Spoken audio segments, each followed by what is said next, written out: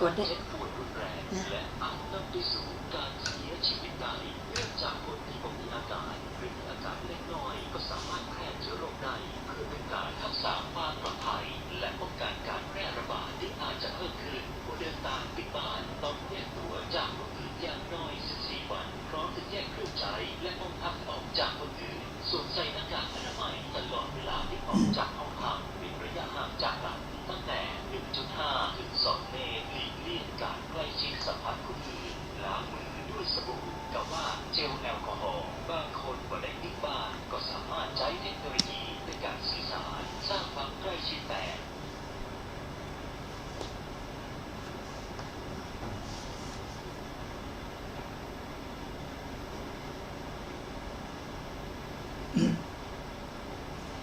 ขอนอบน้อมแด่พระผู้มีพระภาคเจ้าพระองค์นั้น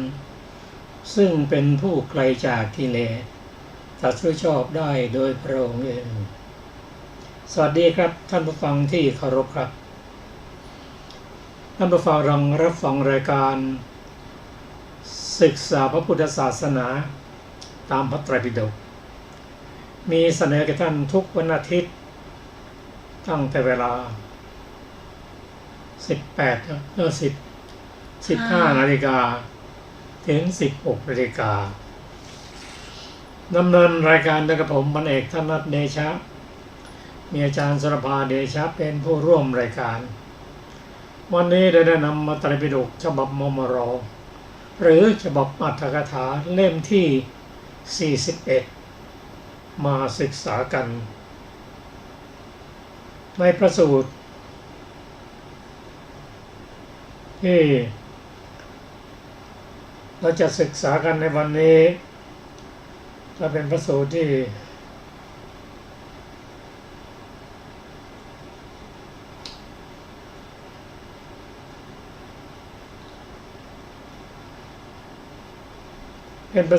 ชื่อว่า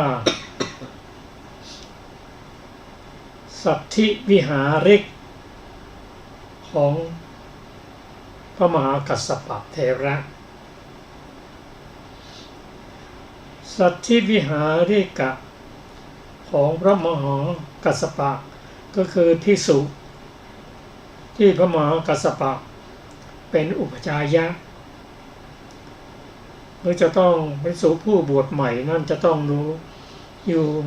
กับครูบาอาจารย์ในสมัยพระองค์ก่อน5 ปีหรือ5 พรรษาพี่พ่อจะได้เรียนรู้ข้อปฏิบัติต่าง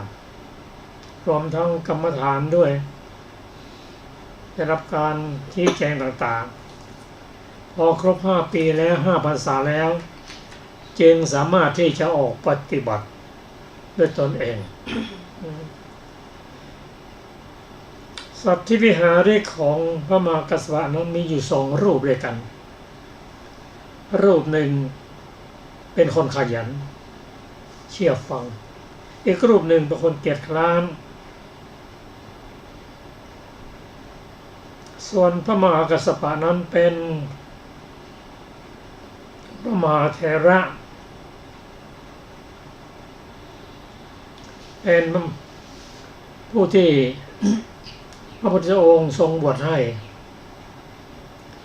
พระองค์ทรงบวชให้และประมาณ7 วันได้เป็นพระอรหันต์ละซึ่งพระมหากัสสปะเถระตั้งกล่าวว่าเราเป็นหนี้ก้อนข้าวของชาวบ้านเพียง7 วันเท่านั้นคำว่าเป็นหนี้ก้อนข้าวนั้นก็คือ เมื่อเขาใส่บาตรแล้วผู้ที่ทำบุญนั้นยังไม่ได้รับผลเต็มที่พอท่านเป็นพระอรหันต์แล้วก็เป็นเนื้อนาบุญของโลกอย่างแน่นอนถ้าเรามาศึกษากันเกี่ยวกับเรื่องนี้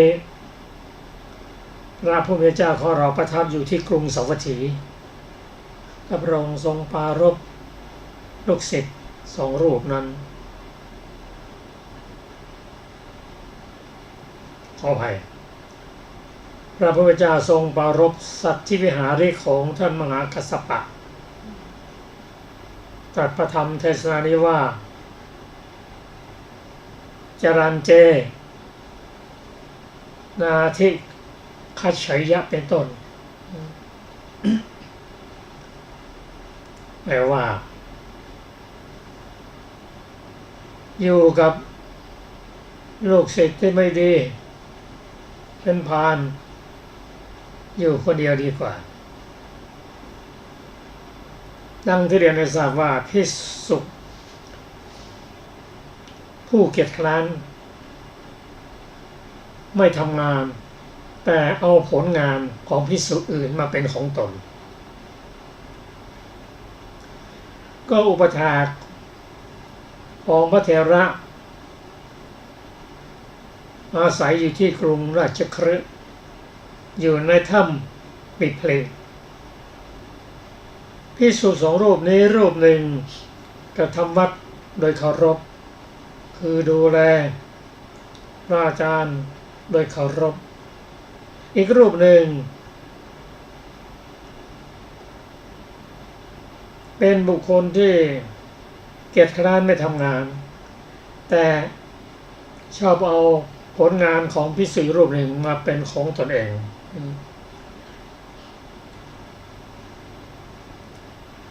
คือวัดที่ภิกษุผู้อุปถากทำวัดโดยเคารพนั้นท่านเตรียมน้ำล้างหน้าไม้สีฟันชำระไม้สีฟันนั้นไม้สีฟันนั้นสมัยพระองค์นั้นคือมีต้นไม้เล็กๆมีกิ่งไม่เอากิ่งมันตัดมาทุบก็จะเหมือนกับแปรงสีฟันนั่นแหละซึ่งลูกศิษย์เตรียมไว้ให้หมดล้างหน้าไม้ชำระฟันพอทำเสร็จภิกษุผู้ทำวัดโดยเคารพนั้นท่านเตรียมมาแล้วก็เป็นหน้าที่ของอาจารย์ท่านจะใช้เองแต่ภิกษุอีกรูปหนึ่งนั้นเอาหน้าปฏิญาณว่าผมเตรียมให้พร้อมแล้วน้ำล้างหน้าไม้ชำระฟันก็ท่านมหากัสสปะท่านก็ล้างหน้าแล้วก็ใช้แปรงสีฟันนั้นทำอย่างนี้แม้อย่างอื่นเช่นน้ำล้างเท้าน้ำสงน้ำเป็นต้นน้ำสงเป็นต้นภิกษุผู้ทำวัดโดยเคารพทำไว้ให้หมดแต่ภิกษุผู้เกียจคร้านนั้นพอเห็นว่าภิกษุรูปหนึ่งพร้อมแล้วก็ไปเรียนท่านนมัสการท่านทำอย่างนี้เป็นประจำภิกษุผู้ทำวัดโดยเคารพก็ภิกษุไม่ทำแต่ชอบเอาหน้าเอาละเราก็จะทำให้เขารู้ก็วันหนึ่งภิกษุผู้ทำวัดโดยเคารพนั้นก็ต้มน้ำเพื่อให้อาจารย์ส่งน้ำ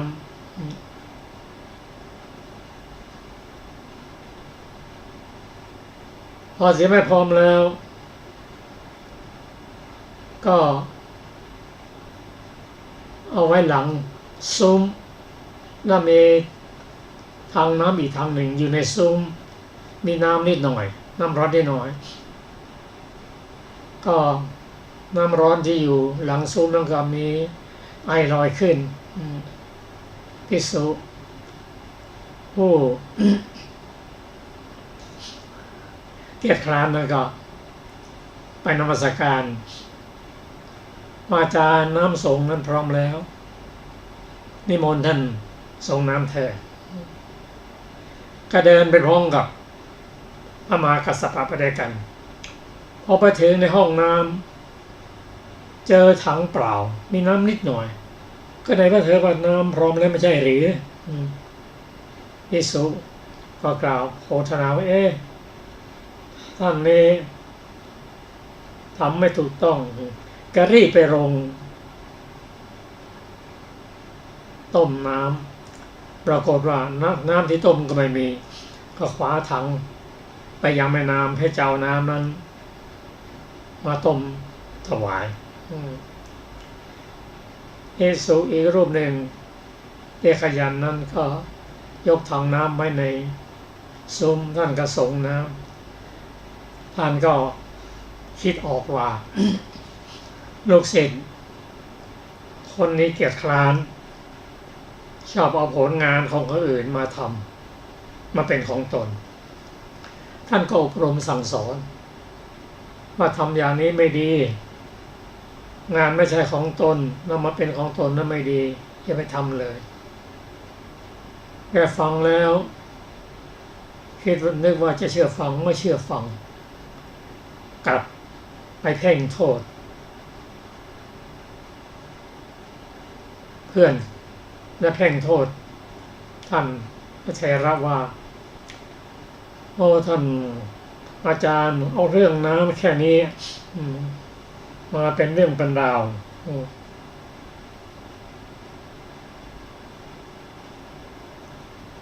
พระท่านมหาสภาก็เฝ้าสอนลูกศิษย์อย่างนี้อีกวันหนึ่ง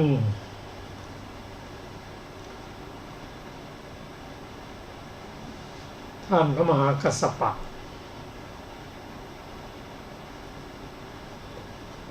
ไปบิณฑบาตมาแล้วท่านก็ฉันท่านก็ไปกับท่านมหากัสสปะด้วยแต่มีอยู่วันหนึ่งท่านไปบิณฑบาตภิกษุรูปนั้นโกรธไม่ติดตามท่านไปก็มีภิกษุอีกรูปหนึ่งที่ขยันนั้นตามไปด้วยบิณฑบาตแล้วลูกศิษย์บิณฑบาตแล้วก็ท่านได้รับจีวรรับผ้าก็มอบให้ลูกศิษย์คนขยันนั่นท่านก็เอามาย้อมมาให้จะทำให้เป็นจีวรภิกษุผู้เกียจคร้านนั้นเห็นว่าท่านมหากัสสปะไปบิณฑบาตอีกสายหนึ่งท่านก็ตรงไปยังบ้านอุปถากของพระเถระอุปถากก็ถามว่า ท่านมหากัสสปะท่านไปไหนก็โกหกบอกว่าท่านไม่ค่อยสบายนอนในวิหารนั่นเองน่าจะให้เอาอาหารอะไรถึงจะควรแก่ท่านก็บอกไปอุปถากก็มอบอาหารไปให้ ปรากฏว่าภิกษุรูปนั้นเอาไปฉันระหว่างทางเสีย ไม่ถวายอาจารย์พอวันหลังพระมหากัสสปะไปบิณฑบาตที่บ้านอุปถากนั้นโยมอุปถากก็เรียนถามท่านว่าที่ไม่สบายนั้นท่านดีหรือได้มอบอาหารถวายท่านสบายแล้วท่านพระมหากัสสปะท่านไม่พูดนิ่งแต่ท่านรู้แล้วเรื่องเป็นอย่างไรท่านรู้หมดแล้วพอกลับมาถึงวิหารนั้นภิกษุนั้นยังผูกใจเจ็บท่านมหากัสสปะว่าได้ผ้าจีวรมาก็ให้กับภิกษุอีกรูปหนึ่งมาให้เราก็โกรธแค้น ถ้ายังไม่พอเอาเรื่องอาหารมาเป็นเรื่องเป็นราวอีกก็สรุปแล้วท่านโกรธอยู่หลายเรื่องสั่งสอนแล้วท่านโกรธไม่อดทนต่อคำสั่งสอนของครูบาอาจารย์ผูกใจอาฆาตว่าเอาละวันนี้ท่านไม่อยู่เราจะทำอะไรที่ควรแก่ท่านในการแก้แค้นเมื่อเข้าไปยังที่พักเอาไม้มาทุบถ้วยชามรามให้หมดทุบแล้วยังไม่พอเอาไฟเผากุฏิ เสร็จแล้วก็หนีไปในพระสูตรกล่าวว่าภิกษุรูปนี้หนีไปแล้วไม่นานทำการละไปตกอยู่ในนรกหมกไหม้นั่นเพราะอาฆาตกับพระอาจารย์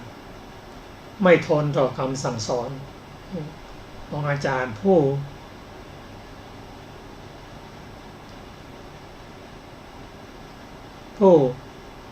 ที่พระผู้เจ้าถือว่าเป็นผู้ที่พระองค์ทรงสรรเสริญเพราะว่าท่านปฏิบัติดีประชอบโดยเฉพาะ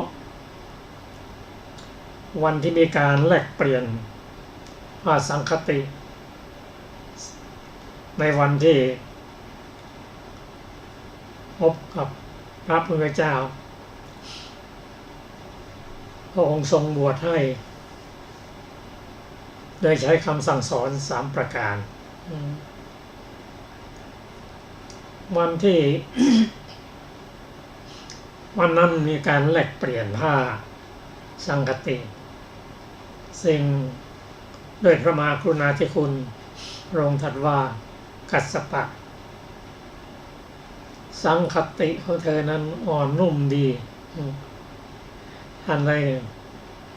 ทูลถวายพระพุทธเจ้าและพระพุทธเจ้าตรัสว่าแล้วเธอจะใช้อะไรเล่ากราบทูลว่าถ้าพระองค์จะมอบสังฆติของพระองค์ข้าพระองค์ก็จะใช้นั้นพระองค์มอบให้หลังจากนั้นท่านได้ปฏิบัติเข้มข้นคือที่ดง13ตอนแรกมี3 อย่างคืออาศัยป่าเป็นวัดบิณฑบาตเป็นวัดนุ่งห่มบางสกุลเป็นวัดพอได้รับผ้าจากพระพุทธเจ้าก็เพิ่มอีก10เป็นธุดงค์13คือสงบสงัด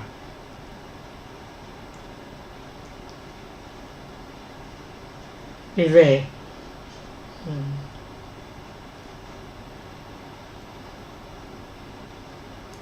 เป็นผู้ที่สงบสงัดวิเวกนอกจากนั้นก็ตามที่จำได้ท่านก็ไม่คลุกคลีมีความเพียรตั้งมั่นในเรื่องศีลสมาธิปัญญาวิมุตติและวิมุตติญาณทัศนะรวมทั้งหมด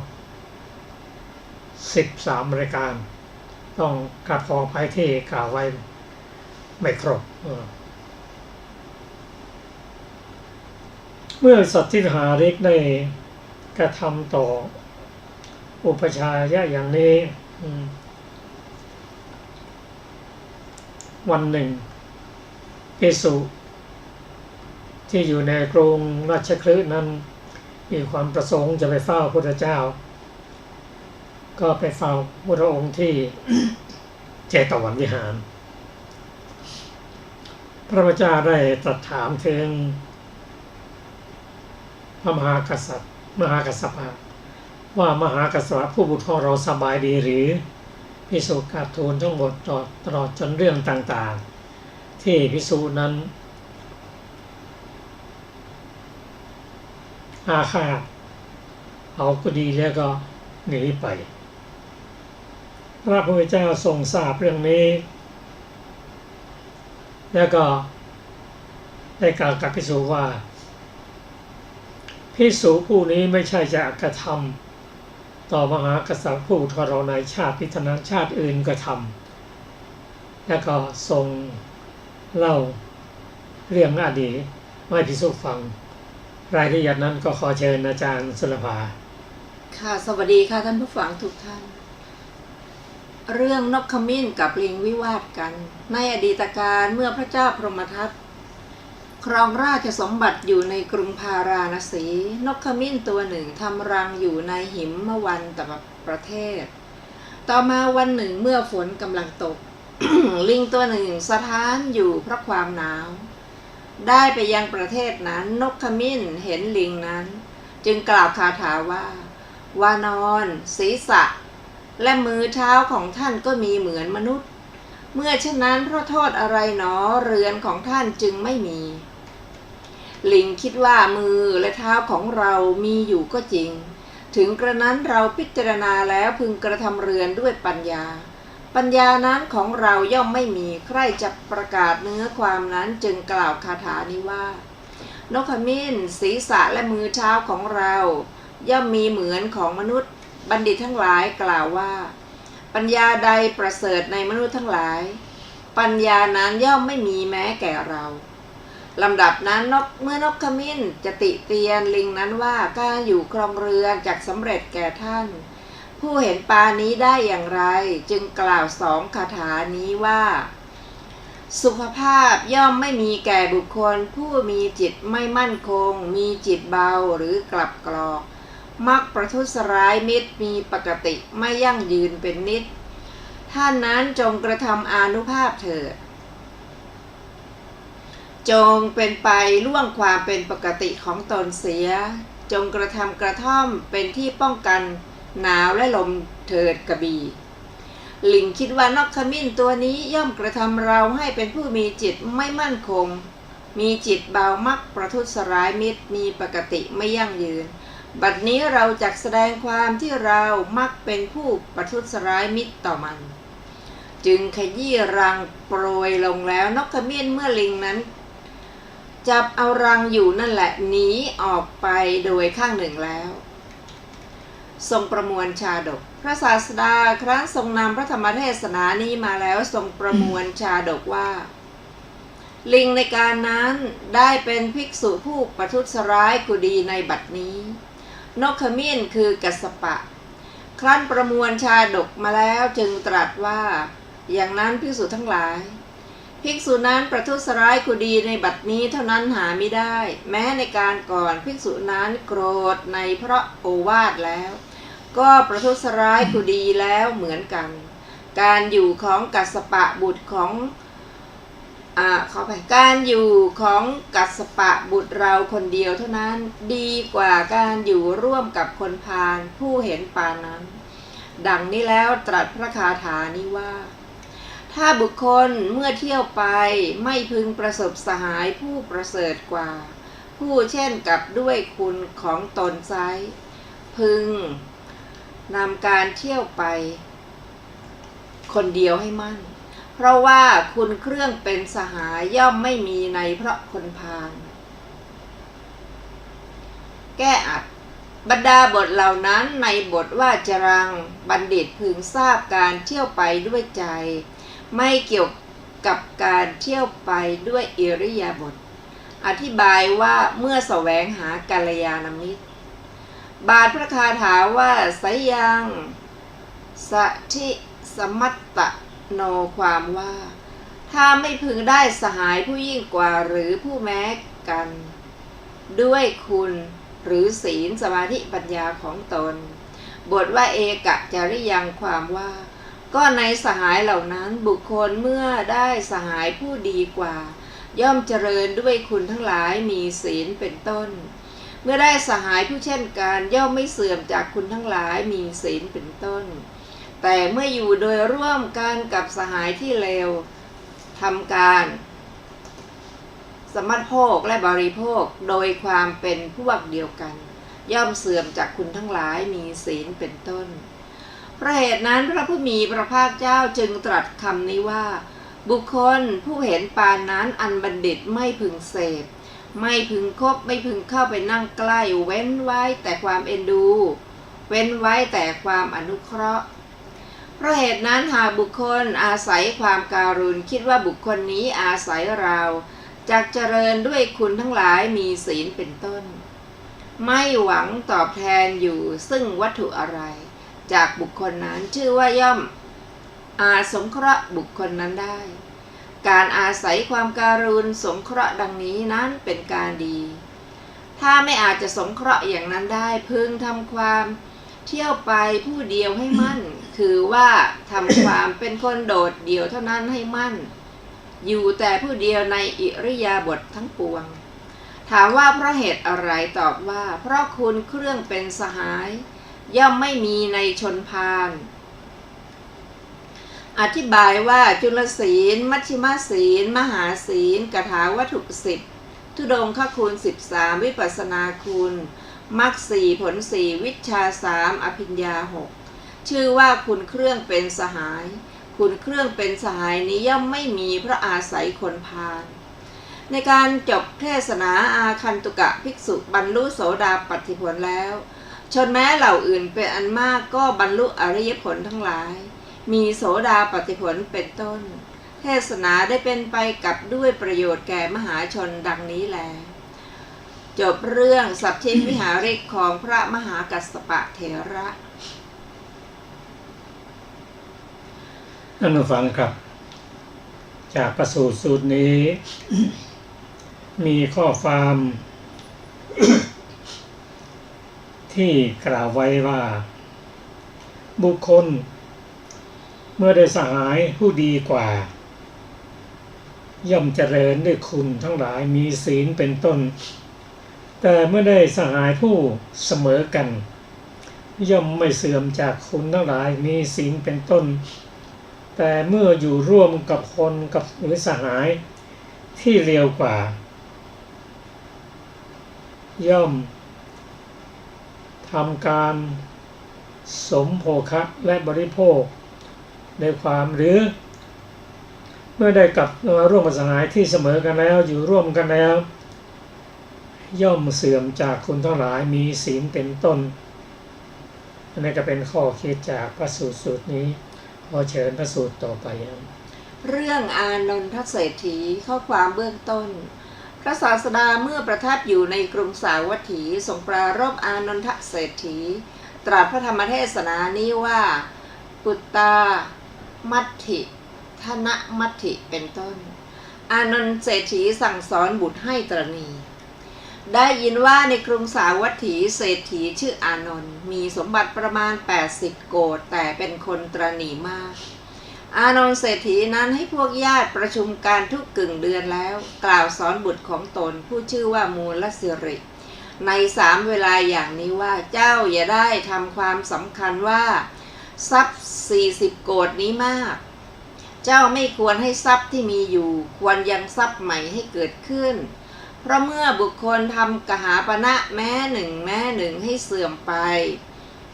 ทรัพย์ย่อมสิ้นด้วยเหมือนกันเพราะเหตุนั้นบุคคลผู้ฉลาดพึงเห็นความสิ้นแห่งยาสำหรับหยอดตาความก่อขึ้นแห่งตัวปลวกทั้งหลายและการประมวลมาแห่งตัวพึ่งทั้งหลายพึงอยู่ครองเรือนอานนท์เศรษฐีตายไปเกิดในตระกูลคนจันทานโดยสมัยอื่นอีกอานนท์เศรษฐีนั้นได้ไม่บอกขุมทรัพย์ใหญ่5แห่งแก่ของตนแก่บุตรอาศัยทรัพย์มีความมนมองเพราะมนทินคือความตระหนี่ทำกาละแล้วถือปฏิสนธิในท้องของหญิงจันทานคนหนึ่ง ในจำพวกจันทานพันตระกูลที่อยู่อาศัยในบ้านใกล้ประตูแห่งหนึ่งแห่งพระนครนั้นนั่นเองพระราชาทรงทราบการทำกาละของอานนท์เศรษฐีแล้วรับสั่งให้เรียกมูลสิริผู้บุตรของเขามาทรงตั้งไว้ในตำแหน่งเศรษฐีตระกูลแห่งคนจันทานตั้งพันแม้นั้นทำงานเพื่อค่าจ้างด้วยความเป็นพวกเดียวกัน เที่ยวเป็นอยู่จำเดิมแต่การถือปฏิสนธิของทารกนั้นย่อมไม่ได้ค่าจ้างเลยทั้งไม่ได้แม้ก้อนข้าวเกินไปกว่าอาหารพอยังอัตภาพให้เป็นไปพวกเขากล่าวว่าบัดนี้เราทั้งหลายแม้ทำการงานอยู่ย่อมไม่ได้อาหารสักว่าก้อนข้าวหญิงกาลกิณีพึงมีในระหว่างเราทั้งหลายดังนี้แล้วจึงแยกกันออกเป็นสองพวกจนแยกมารดาบิดาของทารกนั้นอยู่แผนกหนึ่งต่างหากไล่มารดาของทารกนั้นออกได้คิดว่าหญิงกาลกิณีเกิดในตระกูลนี้ทารกนั้นยังอยู่ในท้องของหญิงนั้นตราบใดหญิงนั้นได้อาหารแม้สักว่ายังอัตภาพให้เป็นไปโดยฝืนเคืองตราบนั้นคลอดบุตรแล้วทารกนั้นได้มีมือและเท้าในตาหูจมูกและปากไม่ตั้งอยู่ในที่ตามปกติทารกนั้นประกอบด้วยความวิกลแห่งอวัยวะเห็นปานนั้นได้มีรูปน่าเกลียดเหลือเกินดุจปีศาจคลุกฝุ่นแม้เมื่อเป็นเช่นนี้มารดาก็ไม่ละบุตรนั้นจริงอยู่มารดาย่อมมีความเยื่อใยเป็นกำลังในบุตรที่อยู่ในท้องเลี้ยงทารกนั้นอยู่โดยฝืดเคืองในวันที่พาเขาไปไม่ได้อะไรเลยในวันที่ให้เขาอยู่บ้านแล้วไปเองนั่นแหละจึงได้ค่าจ้างมารดาปล่อยบุตรไปขอทานเลี้ยงชีพเองต่อมาในการที่ทารกนั้นสามารถเที่ยวไปเพื่อก้อนข้าวเลี้ยงตัวได้นางวางกระเบื้องไว้บนมือแล้วกล่าวกับบุตรว่าพ่อแม่อาศัยเจ้าถึงความลำบากมากบัดนี้แม่ไม่อาจเลี้ยงเจ้าได้อาหารวัตถุทั้งหลายมีค่าเป็นต้นที่เขาจัดไว้เพื่อคนทั้งหลายมีคนกำพร้าและคนเดินทางเป็นต้นมีอยู่ในนครนี้เจ้าจงเที่ยวไปเพื่อภิกษาในนครนั้นเลี้ยงชีพเธอดังนี้แล้วปล่อยบุตรนั้นไปทารกนั้นเที่ยวไปตามลำดับเรือนถึงที่แห่งตนเกิดในคราวเป็นอานนท์เศรษฐีแล้วเป็นผู้ระลึกชาติได้เข้าไปสู่เรือนของตนใครๆไม่ได้สังเกตเขาในซุ้มประตูทั้งสามในซุ้มประตูที่สี่พวกบุตรของมูลสิริเศรษฐีเห็นเขามีใจหวาดเสียวร้องไห้แล้วลำดับนั้นพวกบุรุษของเศรษฐีกล่าวกับทารกนั้นว่าเองจงออกไปคนกาลกิณี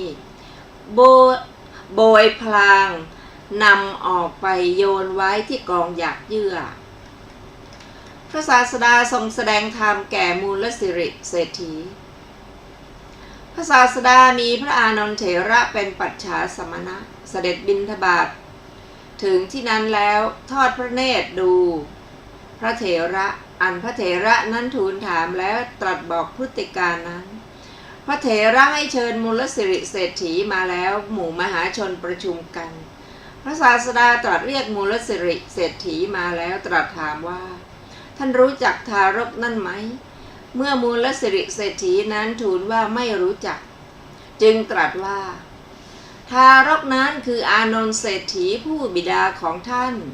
แล้วยังทารกนั้นให้บอกขุมทรัพย์ด้วยพระดำรัสว่าอานนท์เศรษฐีท่านจงบอกขุมทรัพย์ใหญ่5 แห่งแก่บุตรของท่านแล้วทรงยังมูลสิริเศรษฐีผู้ไม่เชื่ออยู่นั้นให้เชื่อแล้วมูลสิริเศรษฐีนั้นได้ถึงพระศาสดาเป็นสรณะแล้วพระศาสดาเมื่อจะทรงแสดงธรรมแก่มูลสิริเศรษฐีนั้นจึงตรัสพระคาถานี้ว่าคนพาลย่อมเดือดร้อนว่าบุตรทั้งหลายของเรามีอยู่ทรัพย์ของเรามีอยู่ตนแลย่อมไม่มีแก่ตนบุตรทั้งหลายจักมีแต่ที่ไหนทรัพย์จักมีแต่ที่ไหนแก้อัดพึงทราบเนื้อความแห่งคาถานี้ว่าคนพาลย่อมเดือดร้อนด้วยความอยากในบุตรและด้วยความอยากในทรัพย์บุตรทั้งหลายของเรามีอยู่ทรัพย์ของเรามีอยู่คือย่อมลำบากย่อมถึงทุกข์คือย่อมเดือดร้อนว่าบุตรทั้งหลายของเราฉิบหายแล้ว ย่อมเดือดร้อนว่าฉิบหายอยู่ย่อมเดือดร้อนว่าจักฉิบหายแม้ในทรัพย์ก็มีนัยยะนี้เหมือนกันคนพาลย่อมเดือดร้อนด้วยอาการ6อย่างด้วยประการชนี้คนพาลแม้พยายามอยู่ในที่ทั้งหลายมีทางบกและทางน้ำเป็นต้น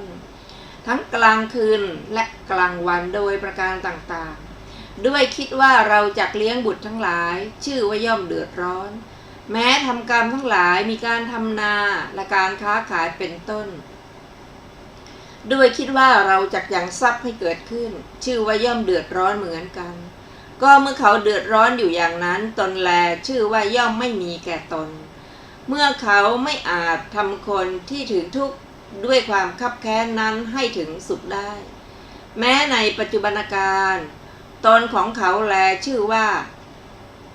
ย่อมไม่มีแก่ตนเมื่อเขานอนและบนเตียงเป็นที่ตายถูกเวทนาทั้งหลายมีความตายเป็นที่สุดเผาอยู่ราวกับว่าถูกเปลวเพลิงเผาอยู่เมื่อเครื่องต่อและเครื่องผูกเส้นเอ็นจะขาดไปเมื่อร่างกระดูกจะแตกไปแม้เมื่อเขาหลับตาเห็นโลกหน้าลืมตาเห็นโลกนี้อยู่ตนแลแม้อันเขาให้อาบน้ำวันละ2 ครั้งให้บริโภควันละ3 ครั้งประดับด้วยของหอมและระเบียบดอกไม้เป็นต้นเลี้ยงแล้วตลอดชีวิตก็ชื่อว่าย่อมไม่มีแก่ตนเพราะความที่ตนเป็นผู้ไม่สามารถจะทำเครื่องต้านทุกข์โดยความเป็นสหายได้บุตรจักมีแต่ที่ไหนทรัพย์จักมีแต่ที่ไหนคือว่าในสมัยนั้นบุตรหรือทรัพย์จักทำอะไรได้เล่า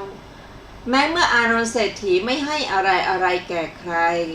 รวบรวมทรัพย์ไว้เพื่อประโยชน์แก่บุตรนอนบนเตียงเป็นที่ตายในการก่อนก็ดีถึงทุกนี้ในบัดนี้ก็ดีบุตรแต่ที่ไหนทรัพย์แต่ที่ไหนคือว่าบุตรหรือทรัพย์นำทุกอะไรไปได้หรือให้สุขอะไรเกิดขึ้นได้เล่าในการจบเทศนาการตรัสรู้ธรรมได้มีแก่สัตว์ 84,000 เทศนาได้มีประโยชน์แก่มหาชนแล้วดังนี้แลจบเรื่องอานนทเศรษฐีเรื่องต่อไปเรื่องโจรผู้ทำลายปมข้อความเบื้องต้นพระศาสดาเมื่อประทับอยู่ในพระเชตวันทรงปรารภพวกโจรผู้ทำลายปม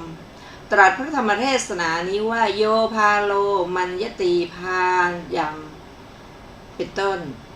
โจรลักของที่ขอดไว้ที่พกผ้าได้ยินว่าโจร2 คนนั้นเป็นสหายกันไปสู่พระเชตวันกับมหาชนผู้ไปอยู่เพื่อต้องการฟังธรรมโจรคนหนึ่งได้ฟังธรรมกถาแล้วโจรคนหนึ่งมองดูของที่ตนควรถือเอาบรรดาโจรทั้ง2นั้นโจรผู้ฟังธรรมอยู่บรรลุโสดาปัตติผลแล้วโจรนอกนี้ได้ทรัพย์ประมาณ5 มาศกที่ขอดไว้ที่ชายผ้าของอุบาสกคนหนึ่งทรัพย์นั้นเป็นค่าอาหารในเรือนของเขาแล้วย่อมไม่สำเร็จผลในเรือนของโจรผู้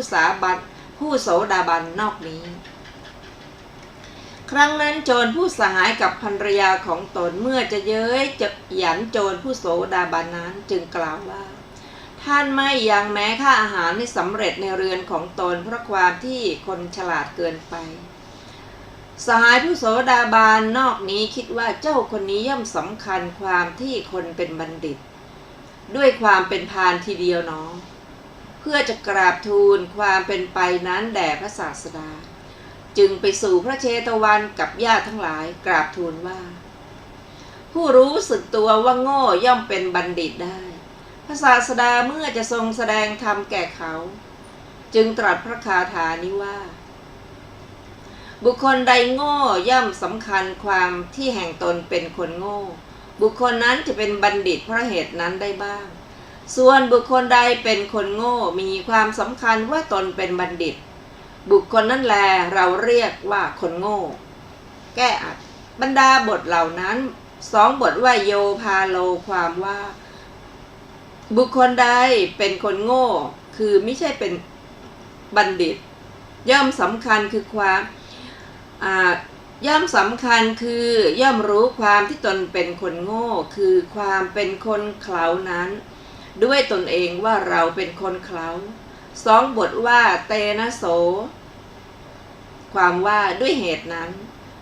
บุคคลนั้นจะเป็นบัณฑิตได้บ้างหรือจะเป็นเช่นกับบัณฑิตได้บ้าง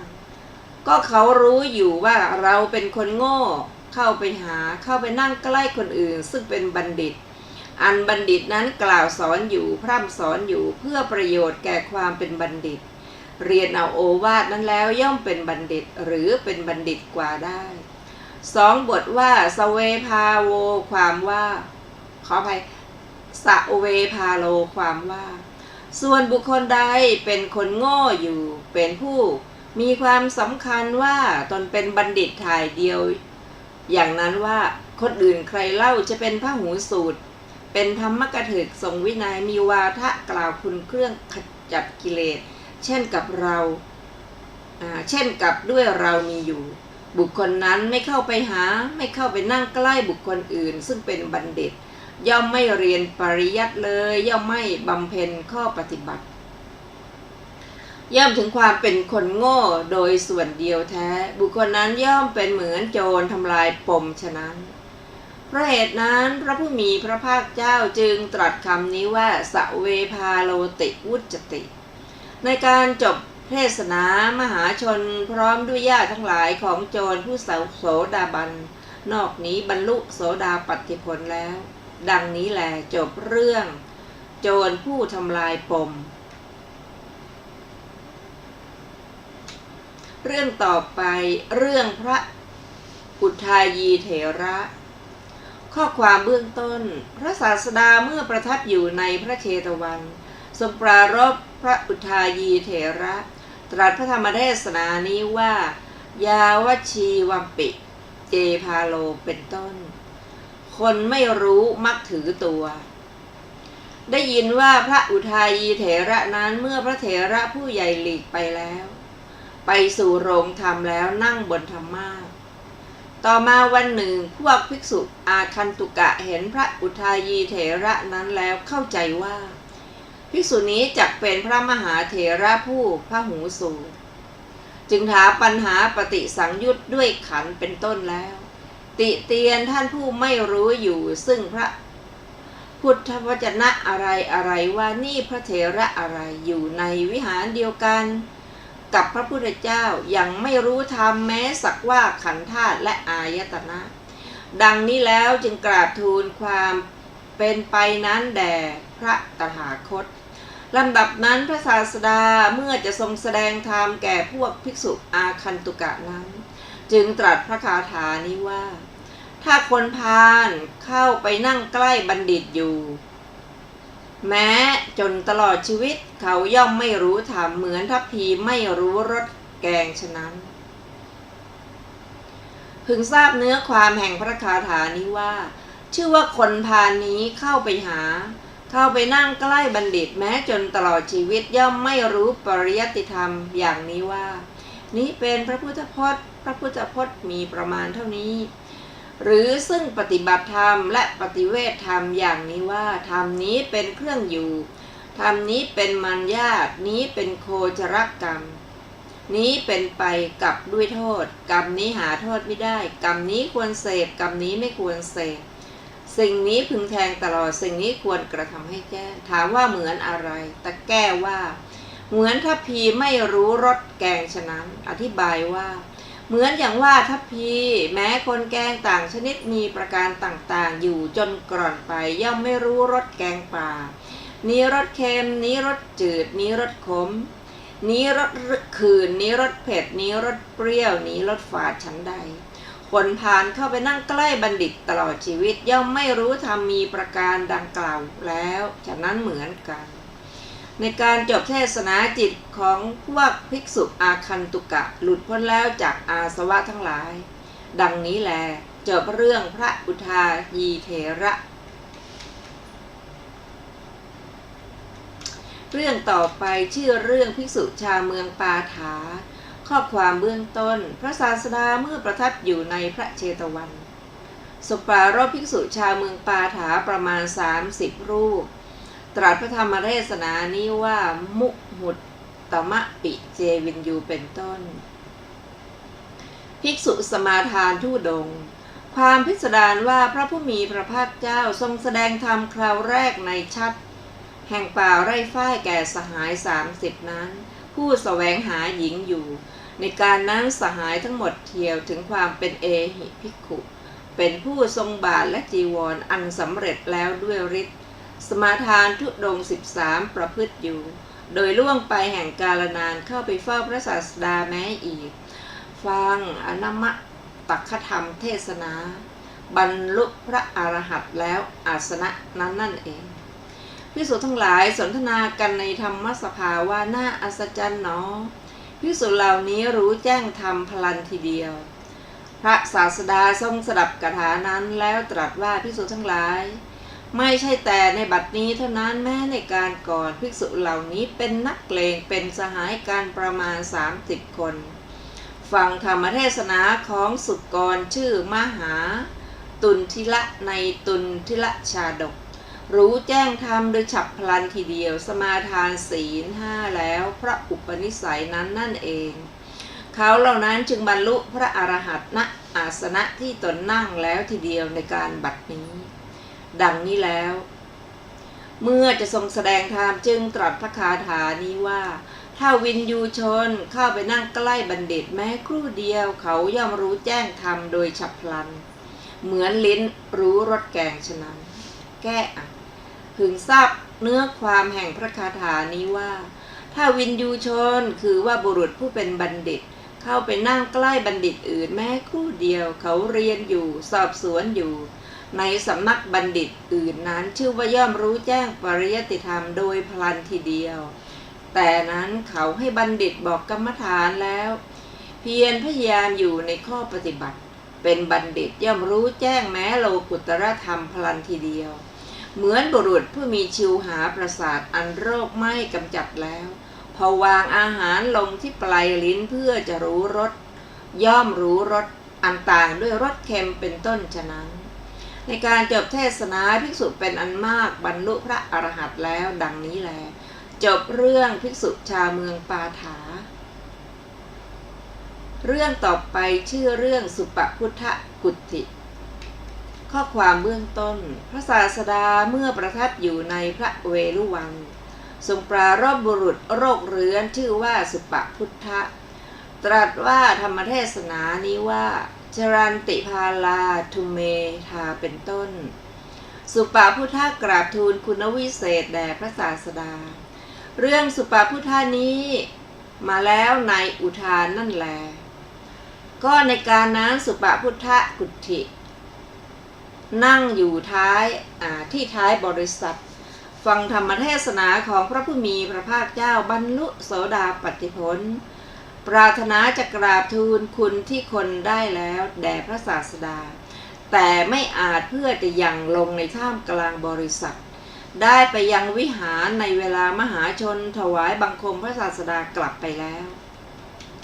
คนมีอริยทรัพย์7เป็นผู้ไม่ขัดสนขณะนั้นท้าวสักกะเทวราชทรงทราบว่าสุปพุทธกุฏตินี้ใคร่เพื่อกระทำคุณที่ตนได้ในศาสนาของพระศาสดาให้ปรากฏทรงดำริว่าเราจะทดลองนายสุปพุทธกุฏตินั้นเสด็จไปยืนในอากาศแล้วได้ตรัสคำนี้ว่าสุปพุทธะเธอเป็นมนุษย์ขัดสนเป็นมนุษย์ยากไร้เราจะให้ทรัพย์หาที่สุดไม่ได้แก่เธอจงกล่าวว่าพระพุทธไม่ใช่พระพุทธพระธรรมไม่ใช่พระธรรมพระสงฆ์ไม่ใช่พระสงฆ์อย่าเลยด้วยพระพุทธแก่เราอย่าเลยด้วยพระธรรมแก่เราอย่าเลยด้วยพระสงฆ์แก่เราลำดับนั้นสุปพุทธกุฏตินั้นกล่าวกับท้าวสักกะนั้นว่าท่านเป็นใครสักกะตอบว่าเราเป็นท้าวสักกะสุปพุทธะกล่าวว่าท่านผู้อันธพาลผู้ไม่มียางอายท่านเป็นผู้ไม่สมควรจะพูดกับเราท่านพูดกับเราว่าเป็นคนเข็นใจเป็นคนขัดสนเป็นคนกำพร้าเราไม่ใช่คนเข็นใจไม่ใช่คนขัดสนเลยเราเป็นถึงความสุขมีทรัพย์มากทรัพย์เหล่านี้คือทรัพย์คือศรัทธา1ทรัพย์คือศีล1ทรัพย์คือหิริ1ทรัพย์คือโอตตัปปะ1ทรัพย์คือสุตตะทรัพย์คือจาคะปัญญาแลเป็นทรัพย์ที่7ย่อมมีแก่ผู้ใดจะเป็นหญิงก็ตามเป็นชายก็ตาม บัณฑิตทั้งหลายกล่าวบุคคลนั้นว่าเป็นคนไม่ขัดสนชีวิตของบุคคลนั้นไม่ว่างเปล่าเพราะเหตุนั้นอริยทรัพย์มีอย่าง7นี้มีอยู่แก่ชนเหล่าใดแลชนเหล่านั้นอันพระพุทธเจ้าทั้งหลายหรือพระปัจเจกพุทธเจ้าทั้งหลายย่อมไม่กล่าวว่าเป็นคนจนท้าวสักกะทรงสดับถ้อยคำของสุปพุทธะนั้นแล้วทรงละเขาไว้ในระหว่างทางเสด็จไปสู่สำนักของพระศาสดากราบทูลการโต้ตอบถ้อยคำนั้นทั้งหมดแก่พระศาสดาแล้วลำดับนั้นพระผู้มีพระภาคเจ้าตรัสกับท้าวสักกะนั้นว่าท้าวสักกะทั้งร้อยทั้งพันแห่งคนทั้งหลายผู้เช่นกับพระองค์ไม่อาจเพื่อจะให้สุปกุฏฐิกล่าวว่าพระพุทธไม่ใช่พระพุทธพระธรรมไม่ใช่พระธรรมหรือพระสงฆ์ไม่ใช่พระสงฆ์ได้เลยฝ่ายสุปพุทธะแลไปสู่สำนักของพระศาสดามีความบันเทิงอันพระศาสดาทรงกระทำแล้วกราบทูลคุณอันตนได้แล้วแต่พระศาสดาลุกจากอาสนะหลีกไปแล้วขณะนั้นแม่โคลูกอ่อนปรงสุปพุทธะนั้นผู้หลีกไปแล้วไม่นานจากชีวิตแล้วบุรพกรรมของสุปพุทธะและแม่โคได้ยินว่าโคแม่ลูกอ่อนนั้นเป็นยักษิณีตนหนึ่งเป็นแม่โคปรงชนทั้งสี่นี้คือกุลบุตรชื่อปุกุสาติหนึ่งพหิยทารุจีระยะหนึ่งขอไปพาหิยะทารุจีริยะหนึ่งนายโจรคาตกะชื่อตัมพทาธิกะหนึ่งสุปพุทธกุฏฐิหนึ่งจากชีวิตคนละ100 อัตภาพได้ยินว่าในอดีตการชนเหล่านั้นเป็นบุตรเศรษฐีทั้ง4 คนนำหญิงแพทย์สยาผู้เป็นนครโสพินีคนหนึ่งไปสู่สวนอุทยานเสวยสมบัติตลอดวันแล้วในเวลาเย็นปรึกษากันอย่างนี้ว่าในที่นี้ไม่มีคนอื่นเราทั้งหลายจะถือเอากหาปณะ1,000และเครื่องประดับทั้งหมดที่พวกเราให้แก่หญิงนี้แล้วฆ่าหญิงนี้เสียไปกันเถิดหญิงนั้นฟังถ้อยคำของเศรษฐีบุตรเหล่านั้นแล้วคิดว่าชนพวกนี้ไม่มียางอายอภิรมย์กับเราและบัดนี้ปรารถนาจะฆ่าเราจะรู้กิจที่ควรกระทำแก่ชนเหล่านั้นเมื่อถูกชนเหล่านั้นฆ่าอยู่ได้กระทำความปรารถนาว่าขอเราพึงเป็นยักษิณีผู้สามารถเพื่อฆ่าชนเหล่านั้นเหมือนอย่างที่พวกนี้ฆ่าเราฉะนั้นเหมือนกันคนโง่ทำกรรมลามกภิกษุหลายรูปกราบทูลการกระทำของสุปพุทธะนั้นแด่พระผู้มีพระภาคเจ้ากราบทูลถามว่าคติของสุปพุทธะนั้นเป็นอย่างไรเพราะเหตุใดเล่าเขาจึงถึงความเป็นคนมีโรคเรื้อนพระศาสดาทรงพยากรณ์ความที่สุปพุทธะนั้นบรรลุโสดาปัตติผลแล้วเกิดในดาวดึงส์ภพและการเห็นพระ